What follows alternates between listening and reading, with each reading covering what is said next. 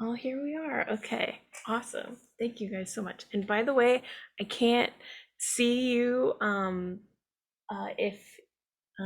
If you want to be seen, I can't see you. I'm sorry. While I'm presenting, it's really sad, and I wish I could see you. But I think I can see if your hand's raised or anything like that. So if you have any questions that come up during this presentation, feel free to put them in the chat. I'll be checking that occasionally. Um, so thanks you guys so much for coming. Um, this is sort of just a loose, quick and dirty presentation on how to run for office at TAG. Um, and so you might be thinking, you know, why would I make a clown out of myself, in front of the whole union? Me, an animation worker who got into this career because maybe you were called sensitive or shy or artsy in school. Like you want me to be a politician now, Nora? Why? Um, yes, I do. I want you to walk on stage somewhere like Boo Boo the Fool and do a song and dance to get involved in your union. I want you to do that, but with less singing and less dancing. I'll tell you why. So why run for office? So I wanted to put this one at the top to emphasize something. I'm coming to you now as someone who has never run for elected office at TAG. Everything I've ever done with this union, I was either appointed to do or I came into the space and started biting people until they let me do what I wanted. So there's no one way to get involved in TAG. I just wanted to tell you guys that. If you're being told, if you don't like it, run for office, just quit talking to those people, because that's not what I'm here to tell you today. So running for office should not be the only way that we have a voice here, but it is one of the ways. So I wanted to give you guys that opportunity to take a look at it.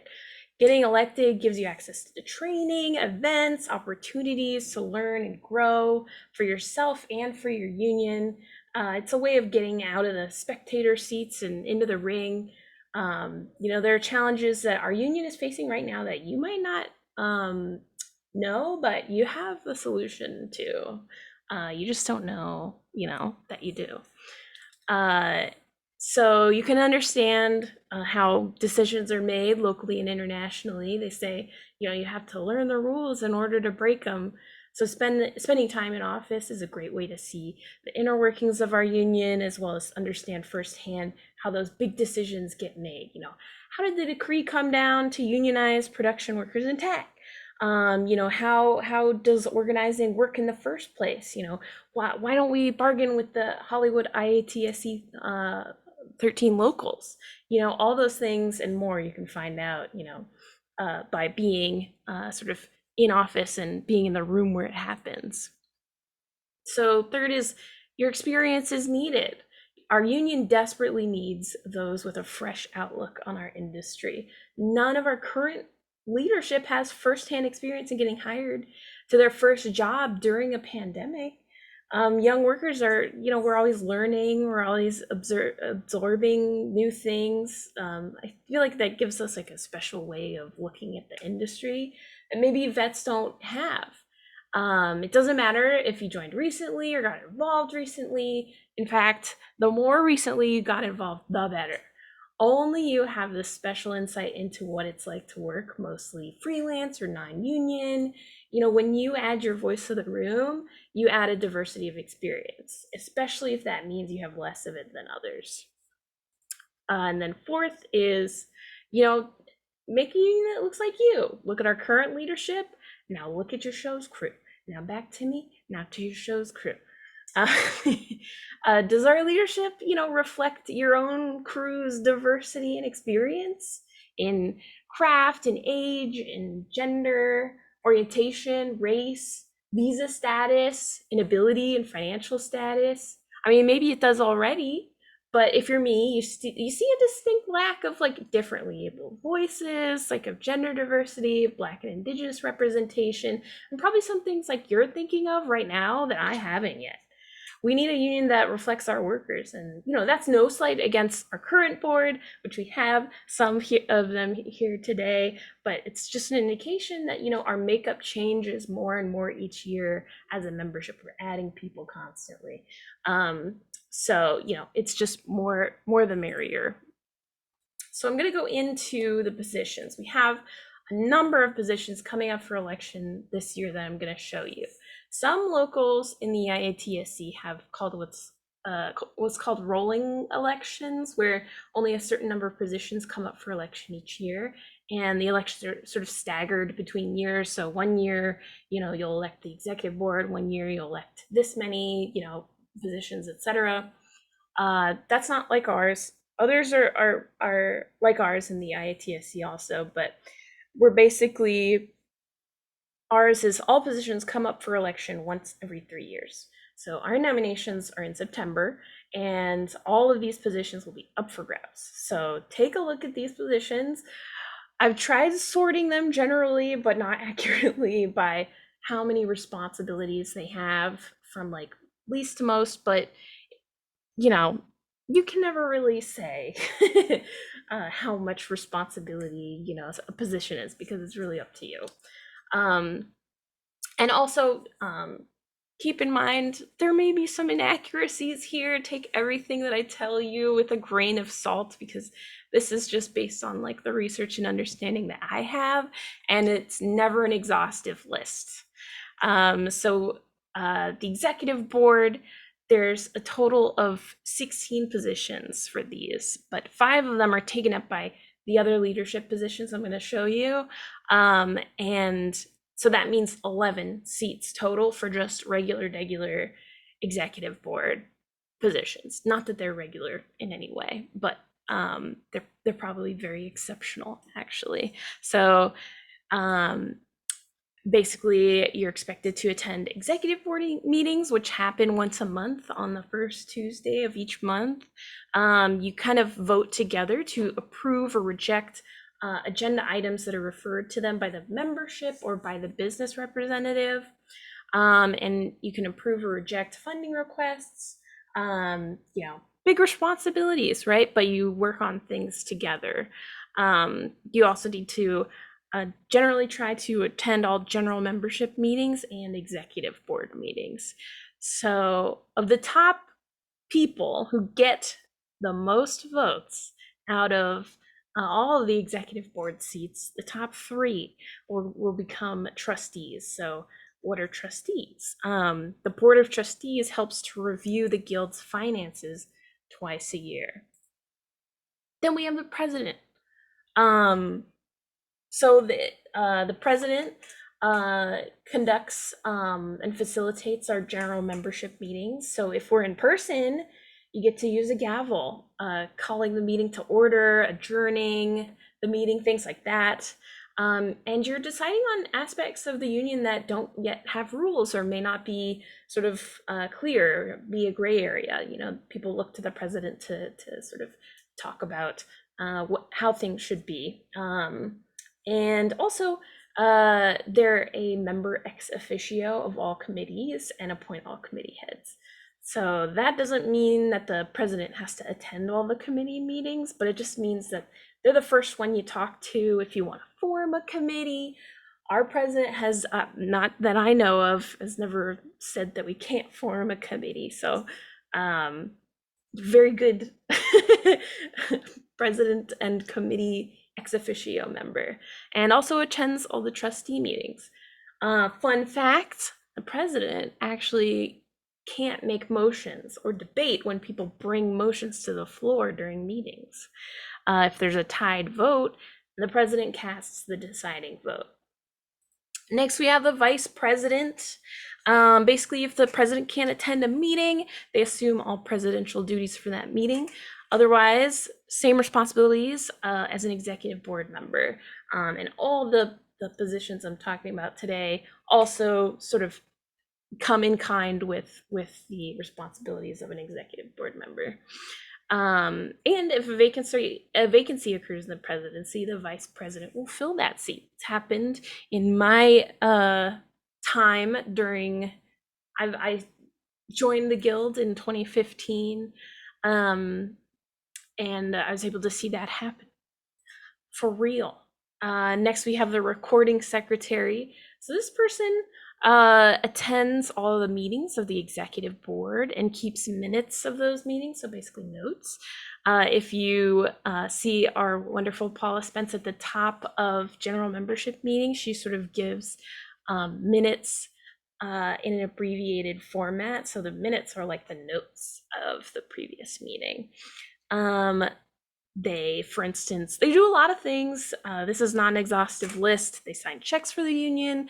If someone wants to file a charge or an appeal against a member, the recording secretary is who you go through. And they'll also be the person who accepts nominations for things like delegates, for district conventions or other elected positions, which is gonna happen in September. So you'll see the recording secretary in action. Then we have the sergeant at arms. So they're responsible for checking members at the door, even if that door is virtual, to verify their membership. And they're also present at all general membership meetings, maintain order at meetings if asked to. Not that any of our meetings that I recall have ever, needed the sergeant at arms to lay down the law, but I've heard of unions where some crazy stuff could happen at general membership meetings. So just anything and everything dealing with member verification, that'll go through the sergeant at arms. And then we have the business representative. So this is like the tippy top person at, who makes a lot of decisions. Like this is the big time, like they're working constantly with the IA, and attending super important, like big time international general executive board meetings. But they're also sort of checked and balanced by the executive board, which votes to give them certain powers. They have a lot of responsibilities. I couldn't fit them all on the slide, but trust me, it's a big undertaking, right? So they supervise the business affairs of the union, keep a record of the union's financials, a lot of sort of liaising with the employer-employee relationship. So if someone's out here violating the contract, the business representative will be the one, barking up that tree, trying to get, whatever information or, grievances or anything that needs to happen. That is the business rep's job at the end of the day. So if anything is like happening on the labor relations side of things, that's the person who's calling them up, hashing out those issues, seeing if those issues sort of amount to being grievable or are in violation of the contract. So this one, I only brought this one up because I didn't know until a couple of months ago that members could apply for this position.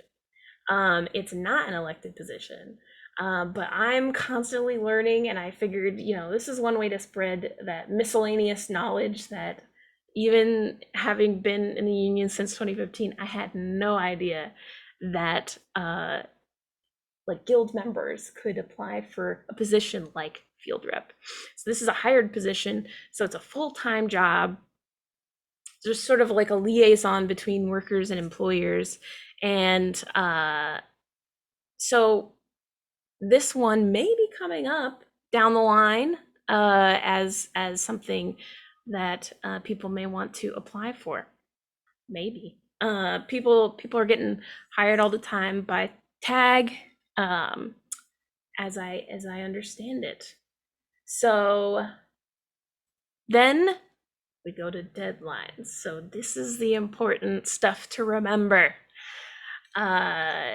Nominations occur 27th of September at the general membership meeting. So nominations and accepting the nominations, they occur at the same day. So you'll want to, for instance, get a friend to nominate you, perhaps. Maybe your friend springs it on you. most of the time people kind of talk to each other beforehand and they say, hey, I'm thinking about nominating you for this position. What do you think? Um, but you don't have to accept it. But your nomination won't be valid unless the person nominating you is in good standing. So if you're not sure if your friend has paid all of their dues yet, just nominate yourself. If you're sure that you're in good standing too. So if you can't be there on the 27th to that general membership meeting, no worries. You can email the recording secretary before the meeting to accept your nomination when it happens. So this is all complicated stuff, and it's about to get even more complicated on the next slide. So I want to give this link here, animationguild.org/tag officer elections. That's going to have all the like nitty gritty details, but these are the broad strokes of it. Then once you're nominated and you're accepting your nomination, you have a candidate statement that will be published in the pegboard. So it's 100 words, but membership can vote to make it longer if they feel like. And there's no deadline yet, but it's right after the September general membership meeting. So the pegboard will be publishing that shortly after. The ballots get mailed out in October, and then the new electeds are sworn in December, and that is a 3-year term. So currently, to be eligible to run for office, you need to check these 4 boxes. So yes, like I know these rules really suck. There's a lot of them. They get in the way of young people being involved, and I understand that. But unfortunately, we can't change them till we change them. So I'm just trying to give the information that's there. If you have not been a member for 2 or more years, do not despair. I have something for you at the end of the Q&A that you may want to check out. It's about building a slate. You don't need to be eligible to be participating in union elections. So the basic rules are you have to be a member for 2 or more years. So that means you have to join the Animation Guild on September 2020 or before then. The next one is you have to be an active member for at least 12 months before your nomination. So that means you've paid your dues up through 2022. To be specific, the 3rd quarter of 2022, but who knows what a quarter is? I don't. I know it's worth 25 cents.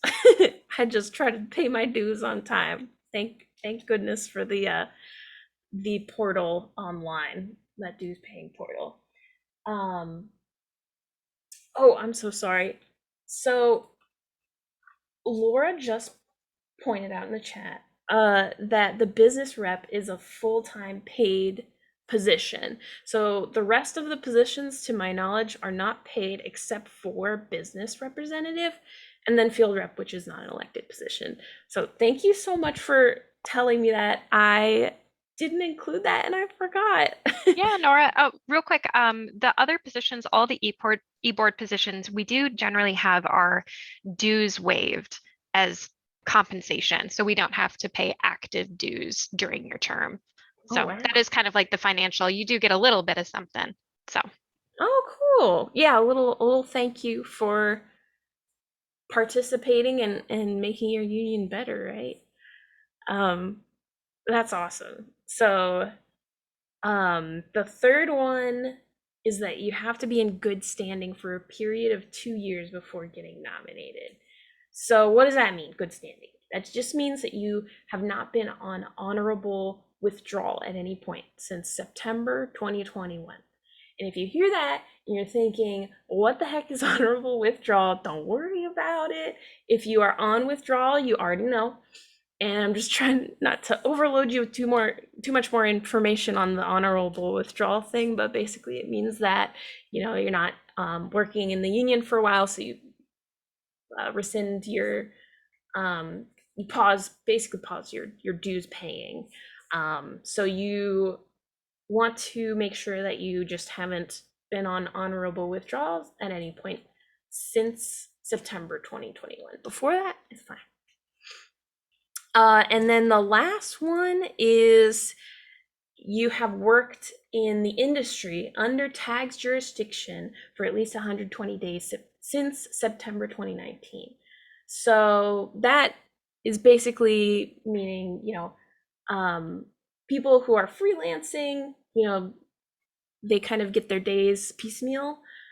So this sort of allows them to run for office in that way. And also working in the office, working as, a tag, basically someone employed by tag, that also counts for the 120 days. So when determining the number of days worked for members who worked as just regular employees, so if you just aren't freelancing, this one applies to you. Just any day that's marked on a timesheet as worked, it counts as a full day. And if you work a lot under unit rates, or generally what we call freelance, the MPI benefit hours that you got will be used to count up those days instead. So 8 hour of contributions, that's a day worked. So if you work a lot of freelance, just add up your hours, go on that MPI PHP page, and if you got at least 120 days, you are in the clear for that one. So if you got to this point and you're thinking, wait a second, I'm not eligible to run, like don't feel bad. There are a lot of things you can do right now to make sure that candidates that you want to get in office will be elected. So stick around after the Q&A to learn what a slate is and how you can make lasting change on the ballot without ever having to get nominated. So next, I want to introduce our lovely panelists. So we're going to talk to some wonderful elected, young electeds here. So on the left, we have Crystal, who was elected to executive board in 2019. Laura, who has a wonderful lineage in our union, elected to the presidency in 2016, appointed to fill a vacancy in 2018, and elected to executive board in 2019. And appearing via video is Brandon. So after Crystal and Laura answer my questions, I'll be giving you some Brandon insights to my questions via like a pre-recorded interview. And then Carrie has sent me her answers via text, so I'll read them to you. So, Crystal and Laura, hi. Hey. Oh, hello. Hi. So I wanted to ask you guys, uh, maybe Crystal can go first. Why did you decide to run for office? So back then, I was barely a little bit over 2 years in the union. And I kind of saw a lot of what was being talked about, but I wasn't really like sure exactly. But essentially, like I started getting more involved around my year two, where I started trying to run events, and um I was also like, chatting with my shop steward, and they encouraged me to join the negotiation team over at Nickelodeon because they negotiate their contracts separately. So I tried that, and then I was like, e-board, that sure sounds interesting and fun. And I mostly wanted to go in just to learn, but I got a whole lot more than I asked for over the last 3 years. And so like I mostly wanted to go in to learn more about the position and like how to e-board um and also, like bring a younger voice to the room. It's obvious that I'm Asian American, so I'm like, oh well, can't just be all dudes. So yeah, that's mostly what I was thinking, was just bringing a voice for younger people when I was thinking about running. And Candace told me I'd be good, and I said, okay, sure, whatever you think. And she was right. Right. Sometimes all it takes is that little like, hey, think about it. So Laura, why did you decide to run? Yeah, real quick, I want to correct something on this. I was appointed to fill a vacancy in 2014. So it's a little out of order. I filled a vacancy in 2014, Sorry. went to president. Oh, it's okay. I just wanted to, in case I know you're recording it, so in case someone's like, you didn't come in 2018. Um, yeah, so I actually got involved because back in 2013, I was a part of Nickelodeon CG as they went union. So the CG department at Nickelodeon was not union, but we were working alongside unionized 2D artists. And I was new to the industry, but I thought that was crap. So, we fought that battle to get representation. And then once that happened and I became a union member, I really had enjoyed it. And at that time, the union was very different than it is now. Wasn't very active. When we had general membership meetings, we had to give away iPads to get people to come in. I never won one, and I'm really sad about it because there were only like 12 people in the meeting. So I think Candace won like twice, Crystal.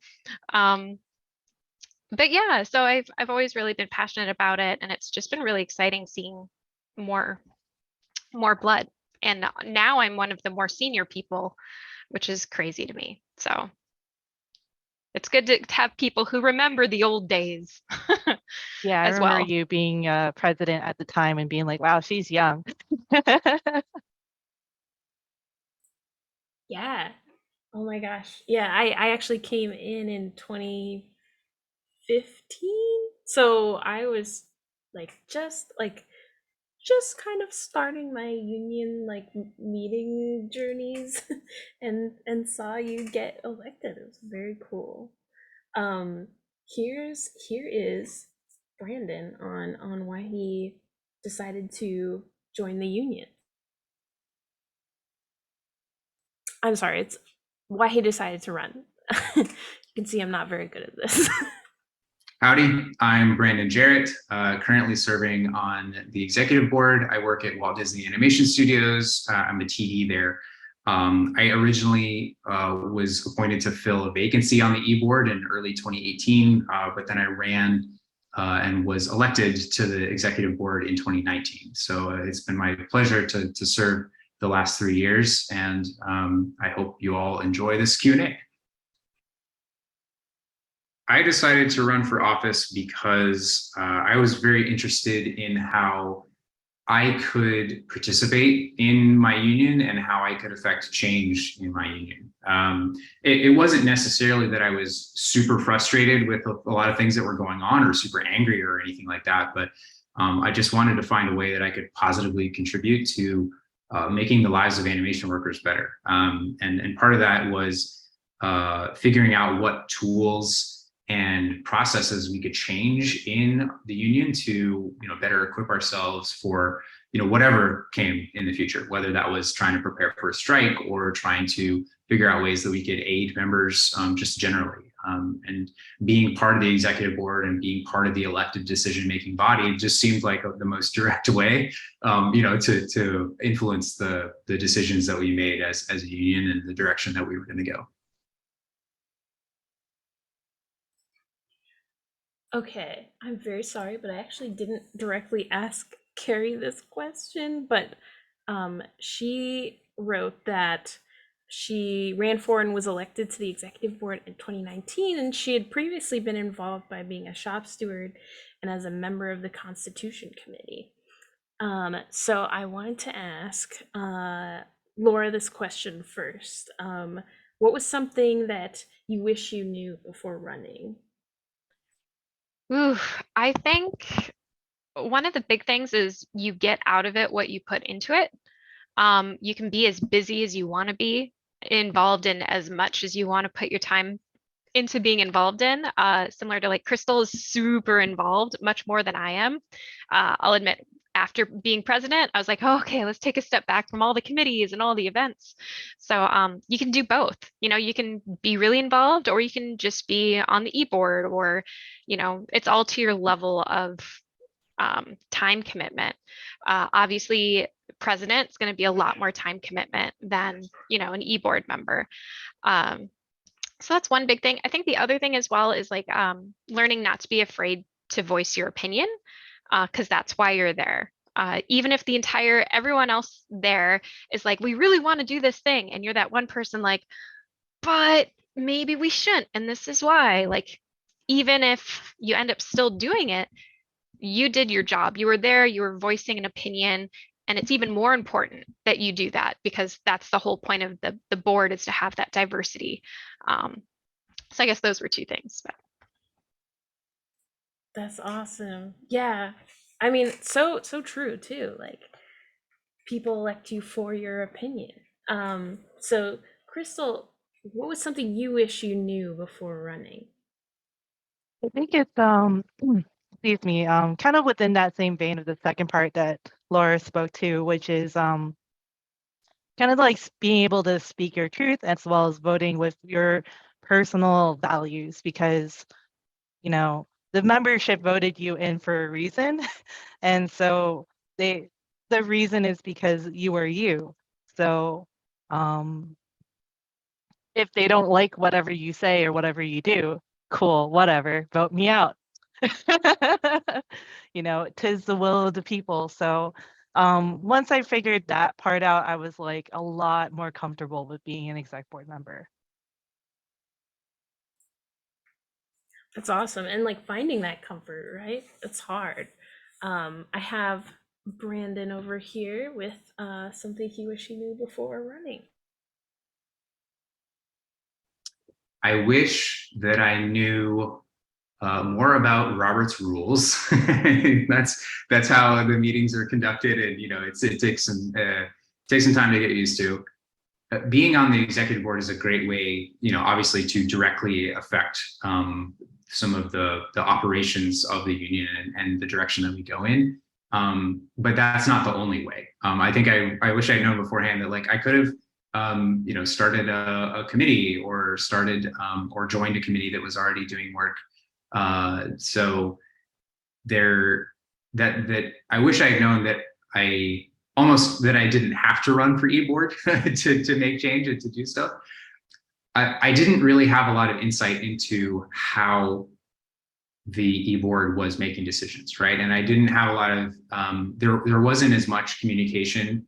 And when I first ran, there wasn't, we didn't have the same breadth of channels through which to distribute information to membership, and we didn't have the communications director that we have now. We didn't have all of these avenues that I think we've slowly tried to make improvements in letting members know what's going on. I before I ran, I wish that I had known like how other unions run and how other locals operate, because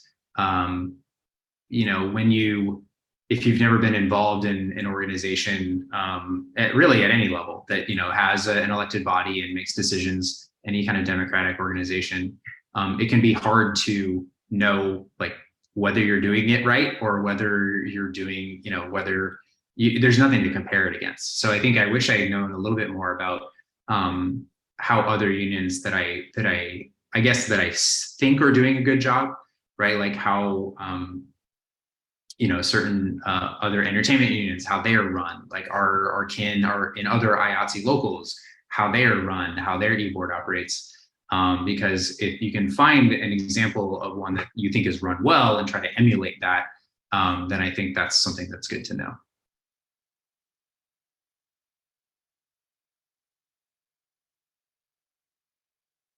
Okay. Sorry, I lost my little. Okay, so then next I'm gonna try to do justice to Carrie's answer. Something that she wished she knew. She wished she had a deeper level of understanding regarding the guild and the inner workings of the guild before she ran. More just because she felt like there was a learning curve, and if she had been more engaged and informed going in, like maybe she could have been more effective earlier. So she said there's a lot to absorb in a leadership and office role, and you're suddenly exposed to many more facets of the guild than you would ever be as a regular member. So just engaging with and learning about all these different parts of the guild is a significant, kind of workload. And if she had been better prepared, she says, like the adjustment period may have been easier. She also says, I wish I knew that the level of complexity within the guild operation meant that certain decisions or lack thereof get made for certain reasons. Money is allocated in a certain way, priorities are set for certain reasons.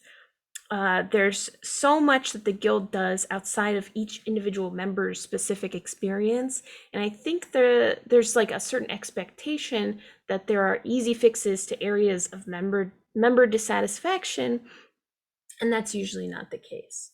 So next, I wanted to ask, I'll ask Crystal first. Uh, what? Sorry, I'm reading it off the. What would you say to someone who thinks I'm not experienced enough to run for office?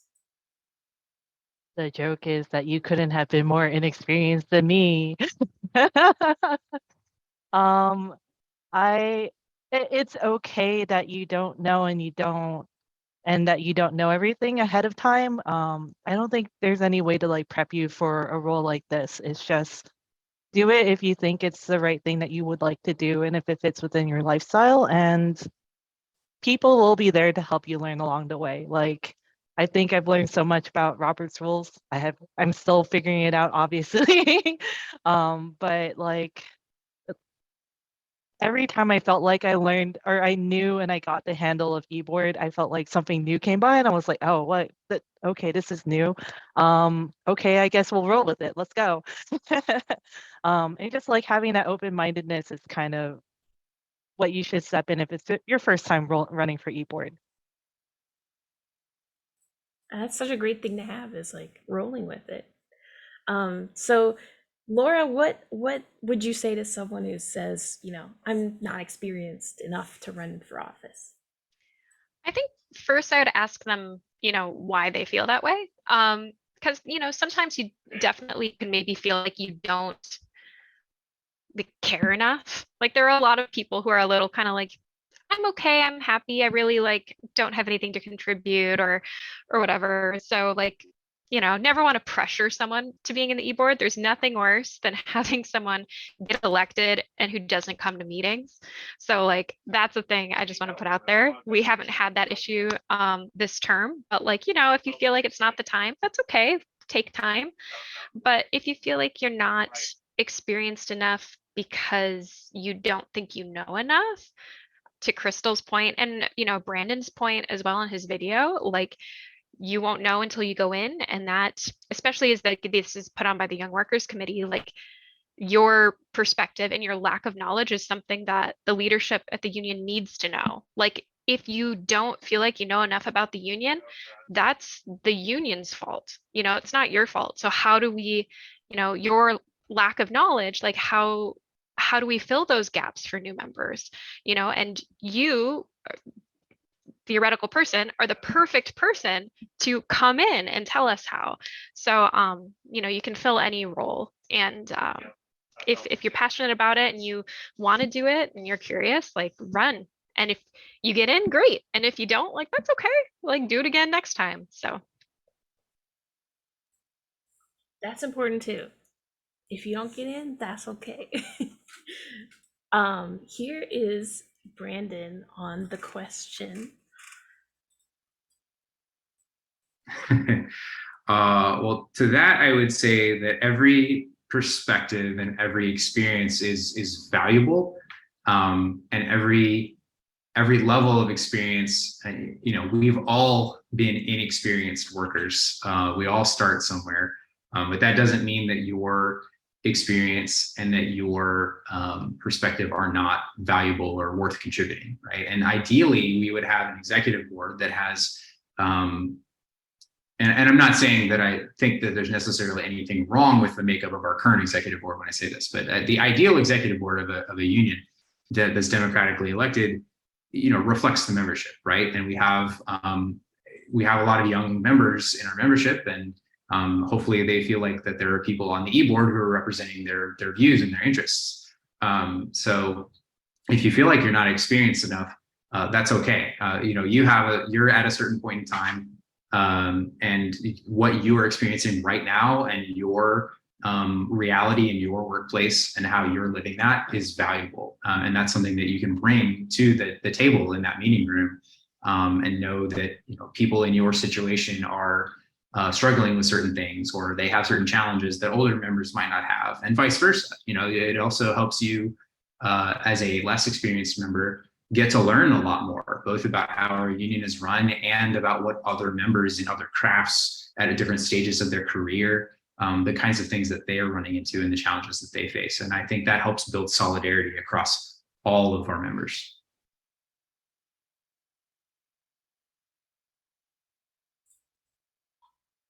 Okay, so I have Carrie's response as well. So I asked her, what would you say to someone who thinks I'm not experienced enough to run for office? And she says, I would say that they shouldn't let that stop them. I feel like the willingness to run for office um, is one of the most important factors because it indicates a desire and a commitment to serve the guild's membership.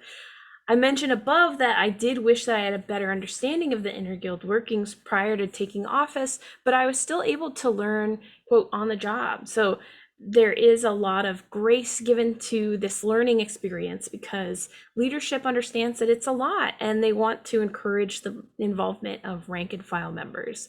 And participating on this level just really opens one's eyes to just how much the guild is engaged with.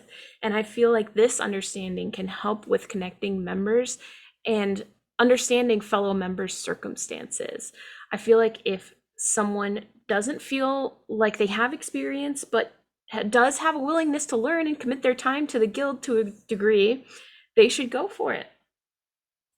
Also, if anyone has any questions, I'll be taking the questions in the chat in case anyone has any. I have one last question for everybody, but if anyone has any burning questions, leave them in the chat. You know what to do.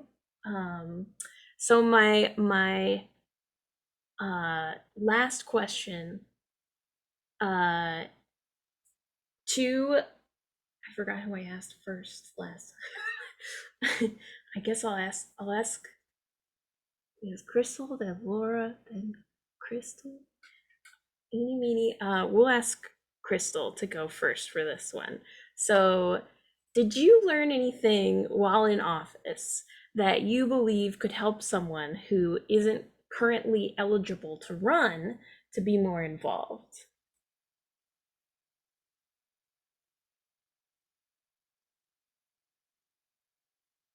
I'm just sort of thinking because involvement can be a lot of things, right? Like it doesn't have to be executive board member. That's the fancy title that some people run just so that they have an excuse to do something. But the people that you want in office are the people who will do it regardless of whether they have the title. Um, so like if you're the person, you could like run an event or you can like organize maybe a get together and that's still technically being involved. Like um in like building community and or you could be like me on my spare time and be like I like building spreadsheets all of a sudden so I will now go do that for everyone. Airtable um for Crystal. yeah. Somebody buy me a pro account. I'm just kidding, I should just pay for one. And you could use that, you can use your skills and your way to contribute. Like it doesn't have to be a very particular way or the way that like people envision leadership. Like contributing, as I believe I remember listening to one of my podcasts, they were kind of like activism is sort of like a potluck where everyone brings their own cool little fancy dish to the party and that enhances everyone's life together. And that's nice, you know? So figure out what you're good at and what you would like to do. And it doesn't have to be a leadership role if you don't want it to be, but you do have more say and what you say is more weighted because you have the title behind you. I don't know if I answered that question well. You did, and I feel like your dish, is delicious because you are here with us today. I mean, everybody's dishes are delicious in their own way, right? But for that potluck, it makes a big impact what you've brought. So next, Laura, what did you learn anything while in office that you believe could help someone who isn't currently eligible to run to be more involved? Yeah, so anyone who's not eligible to run, well, first, like check now if you're eligible or if you're on the track to being eligible. Like it's never too late to ask. The worst thing is to nominate and then realize you didn't pay your dues or you hadn't finished paying off your initiation fee or any of that. Um, but I think the biggest thing is just, what do you care about? I'm going to just repeat what Crystal said. What is it you care about and get involved in that? If it's on a committee, if it's just outreach to people in your studio, and listening and paying attention to the people around you, making sure that you're, an ally to artists and production and everyone alike. And, if you see someone in trouble or working unpaid OT, my favorite thing to talk about, reach out to them and, be a bridge for the union because everyone loves to hear it. The union is not the board or the leadership. The union is, the collective, however many of us there are now. There's a lot, which is incredible, and we keep growing. So I think that's it. Like it's 6,000 plus, Crystal says. So I think when I was president, we were at like 3,200. So we've almost doubled since 2016, which is nutsos. Um, so yeah, it's just find something you care about, whether you're doing it officially or not officially, like both is okay. If you don't know if you should be doing something, reach out to someone at the union in leadership or in the office. Everyone's really friendly and will help you out and give you whatever resources they can. So it's an open book. That's so great. And I also wanted to just say that I promised Laura I would get her out by 8 because she has a prior appointment. But thank you. If you leave after this, you're a-okay. But And a also quick thank question, you. I had a Q&A question for Crystal. Crystal, what is your go-to potluck dish?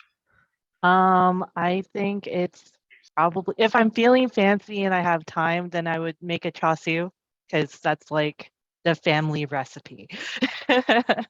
Nice, nice. Okay, I had But to ask just because you I am talked about it so tempted. much. Yeah, like I am tempted to change it to buff bear animals, like buff animals in bread, Oh my God, I saw that on your because Instagram and it looked I delicious. know it's just so funny every time. I'm like, I should just bake this more. That would be funny. What's yours, Laura? What's your go-to potluck? I'm a dessert person, so it's Oh, always going to be like cupcakes or tres leches. I'm going to a potluck tomorrow and I'm bringing cheesecake, so like dessert, just any dessert. How about you, Nora? oh man, I have no idea. I feel like I make something new every time, but if it's ever Thanksgiving, I'll make a mean candied sweet potato yam thing. There's um nothing better than currying favor through food, and that is how Laura won me over. All oh and right. Oh, go ahead, Nora. I just wanted to say thank you, Laura. If you have to skedaddle, our thanks to you and also to Crystal, but and also to Brandon and also to to Gary, but also to Laura because she might have Yeah. to go. Yeah. I'm going to jump in just a minute, but I'll watch Brandon's answer. Okay, so here's Brandon's response to the question.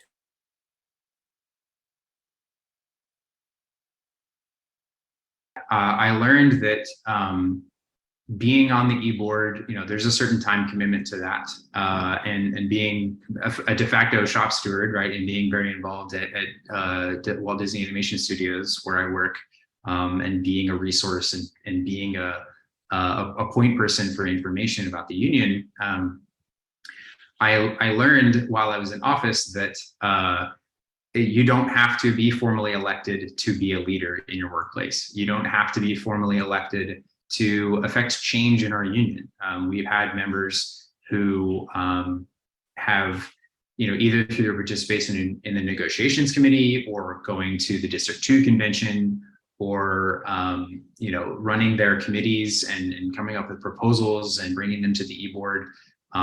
You can affect change and like bring things to the deciding body that could end up, I think about the what's it called, the people's summit, right, that Thomas brought forth, and like that proposal, and that was something that the Animation Guild voted to, the e-board voted to endorse, right, and that's something that we had not done before, and that sort of plants a flag in the ground about like, this is something that we believe in, and these are values that we espouse as a labor union. um, and he's not on the e-board. If you're not on the e-board, you can bring proposals. Like, that's what it's about. Like, ultimately that group decides, and they're held accountable to the membership for the decisions that they make. But you don't have to be on the e-board to bring stuff up to them, and you don't have to be on the e-board to get on the agenda. If you are not currently eligible to run, I wouldn't let that stop you. If there's something that you care deeply about, or some change that you really want to see, bring that stuff to the e-board. And if they don't, respond, or if they don't like hold their feet to the fire, right, like hold them accountable if they're not behaving in a way that the elected leadership should. And here is Carrie's written response. So she writes, there are so many members who aren't in office who inspire me every day with the work that they do for the Guild and fellow members. Being in office is in no way a prerequisite for being involved with the Guild. So I think any member who takes initiative to join or form committees, or help run member outreach events, or become a shop steward, or talks with fellow members about Guild questions, or even consistently boosts Guild communications, all those and more are fantastic avenues for engagement. So what I learned in office is that a Guild is nothing without the engagement of its members, and every day I'm encouraged by the ways, big and small, in which members get involved. All the ways to get involved can feel overwhelming. So I think something that might help someone is thinking about what issues they've experienced or feel passionate about. What do they want to change? What do they see lacking? And what do they feel like the Guild members can use? Finding something that carries their interest might help with direction, as sometimes the work forward can be difficult, and it's that interest and passion that can sustain them. So I also, so I have some little closing, remarks. I asked Brandon, like, is there anything you want to cover that I didn't ask you? And then, so I'm gonna play Brandon's answer, and then maybe Crystal, as you're listening, maybe you can think like, oh, here's my closing remarks. So I'll play Brandon's first. And so he has some closing thoughts.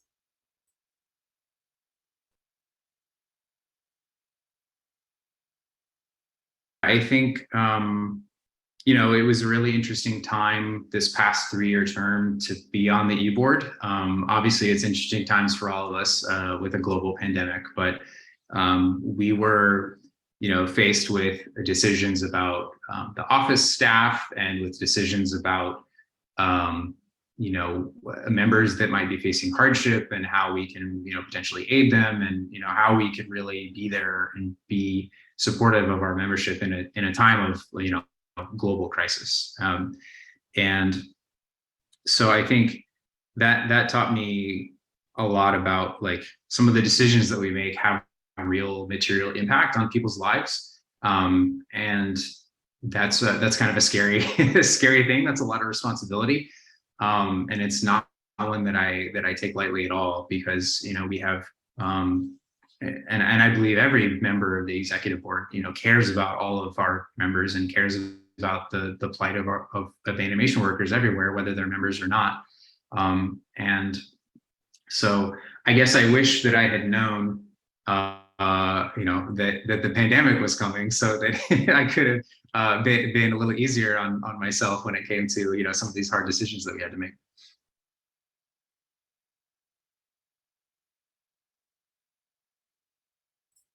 So I want to pose that to you, Crystal. Is like, do you have any kind of remarks or closing thoughts, or anything maybe that we didn't touch on here that you might want to to give to the world? Um, I I think that like kind of I mean Brandon kind of put the hammer to the nail of the, oh man, I wish I knew a pandemic was coming, because our board was elected and sworn into office literally 2 or 3 months before the pandemic hit. So a lot of us were first timers in that situation, and oh boy. But it was a wild 3 years, and I'm glad of the choices that we've made to help try and protect everyone, and we're still trying to push for, you know, um, ways to protect everyone as long as we can. Um, but also, I also kind of am glad to have the perspective that I have now, because um, I think a lot about like long term or like structural reasons why or historical reasons about why our union is the way it is. And I kind of wish there was more older workers that were able to speak to the history of our union, but they're kind of hard to find when you can. But when you get them, it's like a gold mine of information. It's always really cool to talk with them about that kind of stuff. But sometimes it's also like the stubbornness and the um the like single-minded situations where you kind of wish that you could like explain why you're thinking the way that you are, in a way that doesn't seem to be in a attacking way. Um, but more of like, I'm not saying this to benefit just me. I'm trying to say this to benefit our unit as a whole, right? So I try to be more mindful about that kind of thinking, because I want to think in long-term investments of how our union can grow and can improve. And while this change may not happen, say tomorrow, it could happen maybe in 3 to 5 years, you know.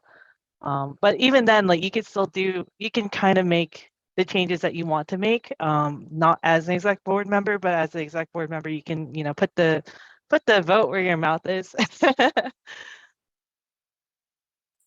That's so true, and also really true what you said about like talking to people who have different experiences from you. And I think you do a lot of that because it's easy to fade away into the shadows and not talk to people who um have a different experience from you. And you do the work of talking to people and making those connections, right? And I think that's important in anybody who's in the union, but especially in an executive board member. Yeah, there's some level of trust that people put in you, as well as some level of like authority and like accountability, and I guess notoriety, because little did I know that one single event that I decided to attend would have me showing up on newspapers for almost a year now. But hey, like, you weirdly enough, like I'm okay with being the face of our union, because I am a member as well. So it's cool. Yeah, that the classic, the beautiful car painting photo, and then also there's some good photos out there of you with the taggy puppet. Always It, a friendly face. I mean, thankfully Nickelodeon gave me that SpongeBob mask, and it was very fitting. It's also a very comfortable face mask, but I don't think it's that protective. Not anymore, right? I miss the cloth masks. Thank you guys so much. Just wanted to say thank you, Crystal. Thank you, Brandon. Thank you, Carrie. Who Brandon and Carrie couldn't be here, but they shared their thoughts, and Crystal and Laura made the time because they're busy people. So thank you guys so much. And thank you to everyone who decided to show up. Yes. Um, so where do we go from here, right? So um I wanted to talk a little bit about something that we haven't seen before in TAG's history, and that is like a slate. So when I say we haven't seen it before, that's maybe not so true. Like I've only been around since 2015, so maybe there's been slates of people who have ran together on the same platform. I will tell you that yes, yes, we Yes. did. But it go. was very unofficial. I see, yeah. Well, I'm here to say, if a slate can be as official or unofficial as you want it to be, like DIY it. This is sort of uh, closing out is just sort of a DIY quick and dirty way to say, a slate is what you make of it. And what is a slate? It could be just you and a friend, or it could be a bunch of people all vying together to fill these positions under the banner of a shared goals and values. Generally, the idea is, we've got a democracy going here in the executive board, so just electing one person to office doesn't necessarily mean all of the big ideas for change will be voted in. So if you have a lot of big ideas for change and you band together with your fellow members, kind of like what we're always doing in unions, you can make lasting change and a movement that surpasses just your time in office. So I have a little DIY here of some stuff that we, learned together at Labor Notes and in how, you can build and find a platform of values. So find some shared issues you'd like to mobilize around. So I want you to think about, what would you like to see change, leading up to September. Um, it could be an issue as small as, making all membership meetings accessible for hard of hearing folks, to something as big as getting your union to publicly advocate for the dissolution of police unions, for instance. Do you think our union should care more about, climate change or homelessness?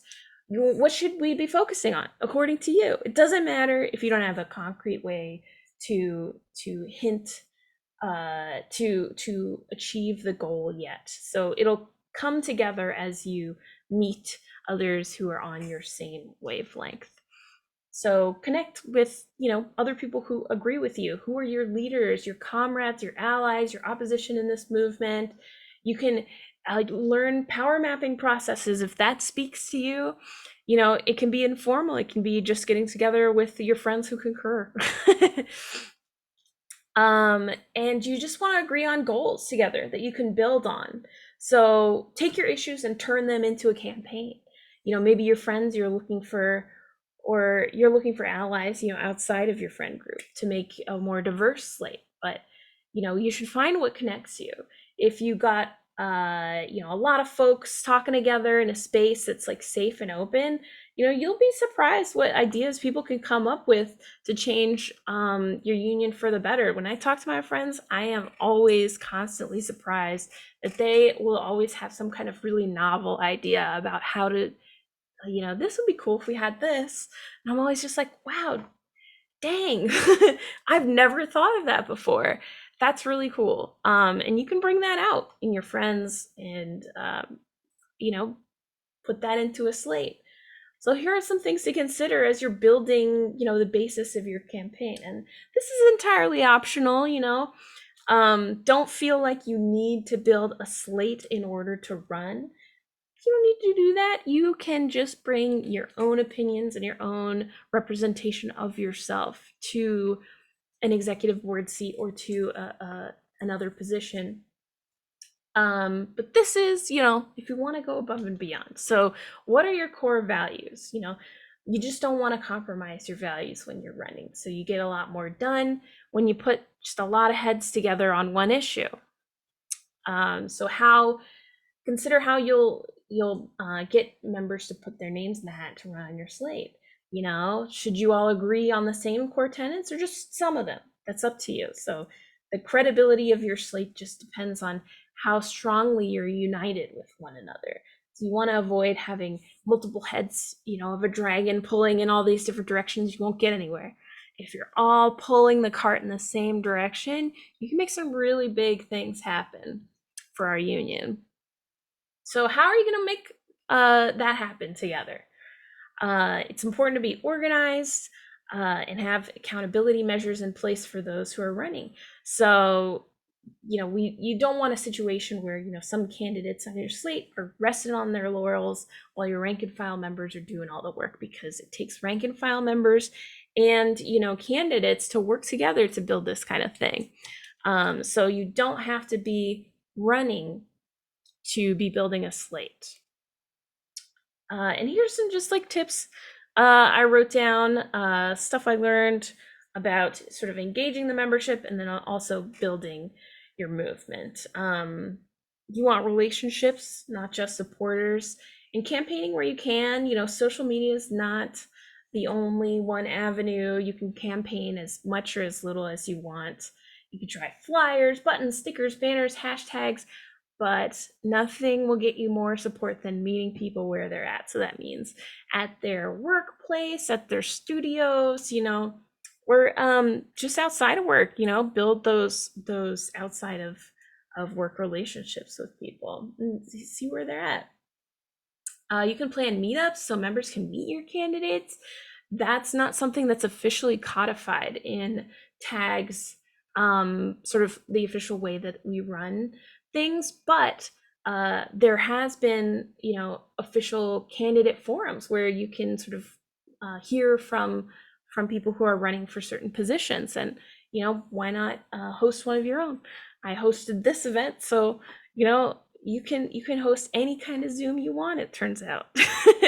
um, uh, People have advised to educate your membership on what a union is and what it should be. And then also just to listen. Nothing gets you more respect than listening to the membership and letting your supporters know that their voice matters, and then also like meaning it. I think a lot of people don't have a very good insight into how the executive board runs because maybe they feel like it's either not accessible or they can't really see what's going on in there, or they don't know what's going on in there. Maybe whatever slate runs next can be the people who show our membership what goes on in the inner workings of our union. I don't know. So build your movement from there. Your coalition of support is now your community, and you are working for your community. So consider, maybe making a movement that crosses the boundaries of your union. Things don't always have to be related to jobs or work or workplace environments.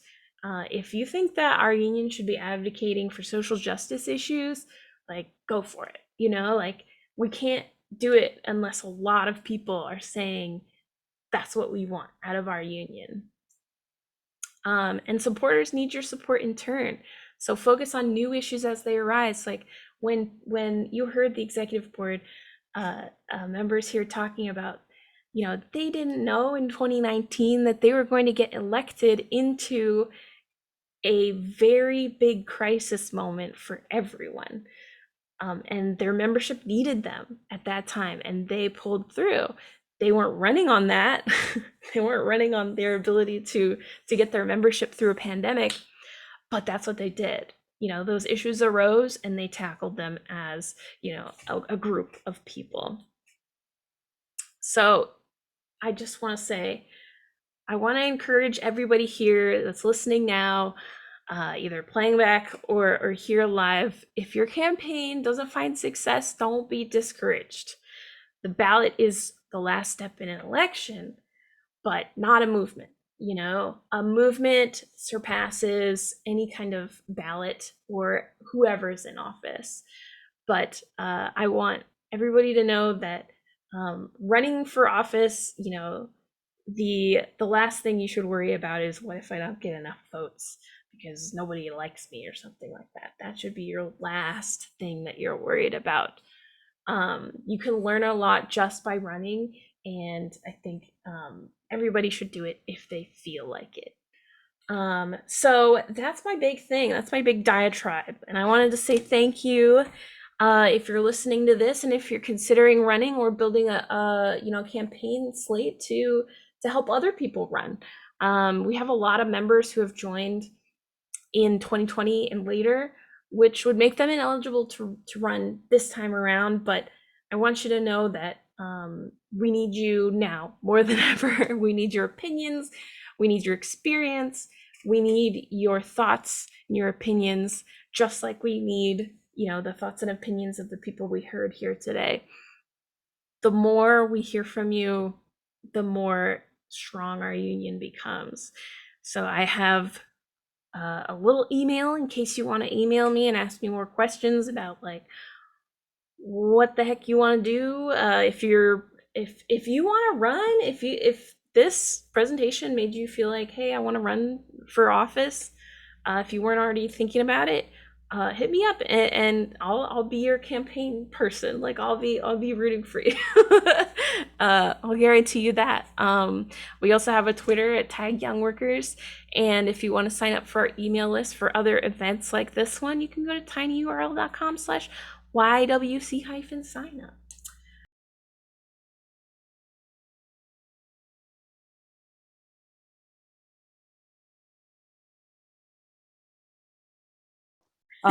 I did want to add on about the whole slate thing.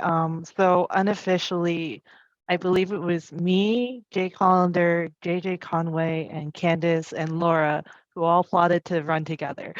That's We all knew each amazing. other How was that for you? well, we all knew each other from Nickelodeon. Most of us pretty much worked on the same shows together, adjacent enough. And the downside was that two of us became ineligible to run due to some technicalities that happened at the last election. So even if you think you are up to date, double and triple check, and it doesn't hurt to call the office and have them look up on their systems whether you are or not. Because I believe one of us was made ineligible because the person who nominated him was on an automatic dues payment system, and that automatic dues paying system didn't update with our dues being increased over the 3 years that they were doing it. So they were actually past due on some of their dues. So that's one. The other one was just, haha, you missed it by like a week or two. Oh well, I think mine was just kind of by dumb happenstance because I was just paying my dues mindlessly, and I think at some point I might have overpaid. Overpayment. That's like the fun one where you just get to lay back and say, "Oh, man, that's really really rough." It's really tough. I think, in 2018 we were talking a lot about like, man, we should reform these laws that we have currently. But I And mean, then the pandemic hit us, yeah, yeah. But what I was also sort of thinking was that it's also important to know the political climate of the time in our union. So at the time, I think production joining our union was kind of a hot button topic. And there was a slate of people who did not agree with them coming into our union, and they ran together as a slate. And then I believe one of our shop stewards said, "Oh, hell no," and basically made their own slate of people that they would like to see on eBoard, and that was secretly passed around. And I know I was on there because they told me. And I went, "Are you sure? Because I don't think I am." Like the me running for office and my campaigning was, "Please don't vote for me. I'm not experienced at all. I don't know what you're doing. Everyone else is obviously way more experienced than me. I don't know what I'm doing." And somehow I still got in, which is kind of still hilarious to me. But I also think that there was some value in my voice being on the board as someone who knows a lot of students and someone who talks to a lot of students as well as other younger workers. And so I have a beat on that crowd of people. That's so fantastic. And as someone who didn't have insight into that, that is so cool to hear, like that slates can be, reactionary. They can fill gaps that you found, that you said, hey, no one's running on this, like I'm gonna run on this. That's really really cool. Do you feel like, so you mentioned like that two members were knocked out of the running because of some technicalities, so they became ineligible. Do you feel like those people who became ineligible did that limit them in any way from participating fully in the union? Well, one of them happens to be our storyboard committee chair. So the answer is no, but also I might have held it a little bit over their head that they got me into this situation in the first place if they didn't not run.